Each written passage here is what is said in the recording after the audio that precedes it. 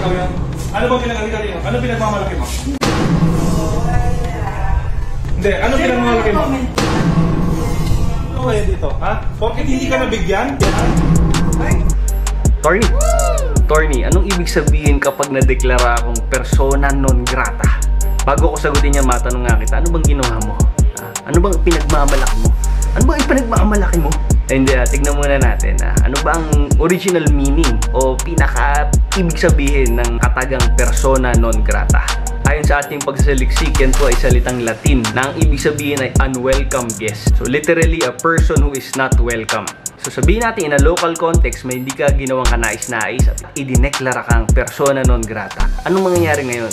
Legally, such declaration is a political statement from the LGU kung saan ini-express nila na hindi ka na welcome sa kanilang jurisdiction. Subalit hindi ibig sabihin na basta-basta pwede ka nang pagbawalan pumasok sa lugar na yon o aarestuhin ka pagkapasok mo doon. Meron pa rin tayong tinatawag na right to travel according to the 1987 Constitution. Pero yun ay kung wala kang ginawang krimen.